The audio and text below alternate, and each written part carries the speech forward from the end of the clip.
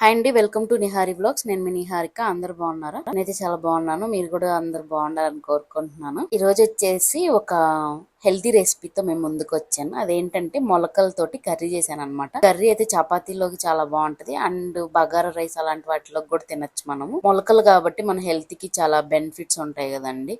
మనం BP sugar ఇవన్నీ control చేస్తుంది. అండ్ పీసీఓఎస్ ప్రాబ్లమ్స్ ఉండేవాళ్ళు మొలకలు రోజు తినడం వల్ల చాలా హెల్త్ కి మంచిది అనమాట.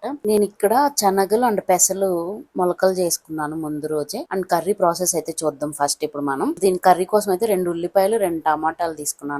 అండ్ మనం దీంట్లోకి ఒక పేస్ట్ చేసుకోవాలి. దానికైతే సోంపు, ఇలాగ జీలకర్ర, ఒక చెక్క, లవంగం, యాలకులు, మిరియాలు అండ్ ఒక 5-6 జీడిపప్పులు, పచ్చిమిర్చి, కొత్తిమీర, పుదీనా ఇవన్నీ కలిపి మనం పేస్ట్ చేసుకోవాలన్నమాట. ఇక్కడ మనం పేస్ట్ చేసుకున్నాం కదా, ఆ పేస్ట్ లో జీడిపప్పు బదులు పచ్చి కొబ్బరి అయినా వేసుకోవచ్చు, లేదంటే పొచ్చుపప్పు ఉంటాయి కదా అవైనా వేసుకోవచ్చు అనమాట. ఇవన్నీ కలిపి పేస్ట్ చేసి పక్కన పెట్టుకోండి. నెక్స్ట్ అయితే మనం కర్రీ ప్రాసెస్ చూద్దాము. నేనైతే ఇక్కడ కోకోనట్ ఆయిల్ తీసుకున్నాను, ఒక 2 స్పూన్లు అండ్ ఒక ఉల్లిపాయ కట్ చేసి దీనిలో వేసాను అనమాట, చిన్న చిన్న ముక్కలుగా. అండ్ కరివేపాకు. ఇవి కొంచెం వేగాక మనం అల్లం వెల్లుల్లి పేస్ట్ వేసి పచ్చివాసన పోయే వరకు వేపుకోవాలి.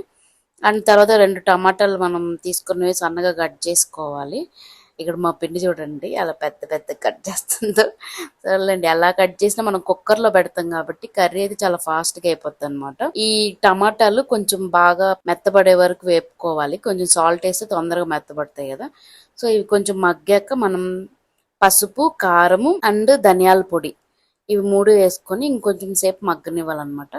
అండ్ ఇవి కొంచెం మగ్గిన తర్వాత మనం పేస్ట్ వేసి పెట్టుకున్నాం కదా, సో మనం పచ్చిమిరపకాయలు, పుదీనా, కొత్తిమీర వేయడం వల్ల ఈ పేస్ట్ వచ్చేసి గ్రీన్ కలర్ కి వచ్చేసింది. సో ఆ పేస్ట్ వేసి అది కూడా పచ్చి వాసన పోయే వరకు కొంచెం మీడియం ఫ్లేమ్ లో పెట్టి బాగా వేపుకోండి. మీరు ఈ పేస్ట్ వేయడం వల్ల కొంచెం అడుగు అంటుకోవచ్చు. మీరు ఒకవేళ కొబ్బరి పాలు పోసినా కొబ్బరి వేసినా కూడా అడుగు. సో ఈ స్టేజ్ లో కొంచెం మనం సిమ్ లో పెట్టుకొని బాగా వేపుకోవాలన్నమాట. ఇది కొంచెం ఆయిల్ పైకి వచ్చే వరకు వేపుకున్న తర్వాత మనం స్ప్రౌట్స్ చేసుకున్నాం కదా, ఆ స్ప్రౌట్స్ ఎత్తేసి దాంట్లో వేసేయాలి ఉల్లిపాయల టమాటా పేస్ట్ లో. ఇక్కడ చూసారు కదా ఇలా ఉడుకుబట్టి ఆయిల్ పైకి వచ్చింది. ఇప్పుడు మనం ఈ స్ప్రౌట్స్ అయితే దీంట్లో వేసేస్తున్నాం అనమాట. అండ్ మనం మిక్సీకి వేసాం కదా, ఆ జార్ లోనే ఇంకొంచెం వాటర్ వేసేసి ఈ కూరలో కలిపేసుకోవడమే.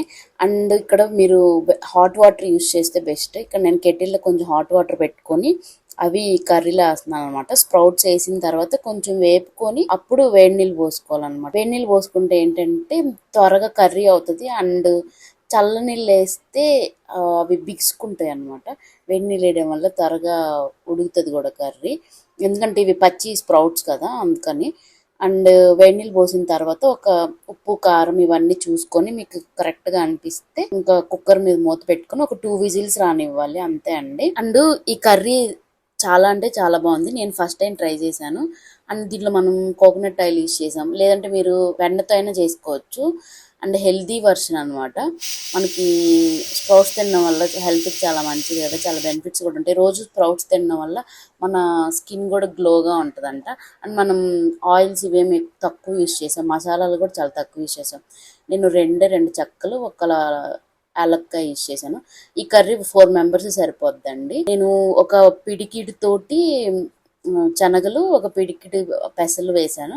అది స్ప్రౌట్స్ అయితే కొంచెం బాగా ఎక్కువగా వస్తాయి కదా. కర్రీ 2 విజిల్స్ వచ్చాక ప్రెజర్ పోయే వరకు పక్కన పెట్టుకొని ఇంకా తీసేసి దాంట్లో అయితే కసూరి మేతి కొంచెం నలిపేసేసుకోండి. అండ్ కొంచెం నిమ్మకాయ రసం వేసుకుంటే టేస్ట్ ఇంకా బాగుంటది అనమాట. అంతా బ్యాలెన్స్ అవుతుంది. ఫైనల్ గా అయితే మనం చపాతీతో సర్వ్ చేసుకుంటే చాలా బాగుంటది. చపాతీ కదా, జొన్న రొట్టె గాని, రాగి రొట్టె గాని, అండ్ బగారా రైస్ లోకి తినచ్చు.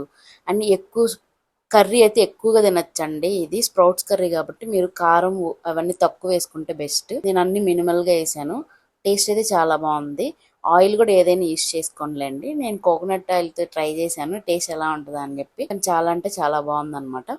మీరు ట్రై చేసి మీకు ఎలా వచ్చిందో నాకు కమెంట్. వీడియో మీకు నచ్చినట్లయితే please like, share, comment and subscribe to my channel. Thanks for watching.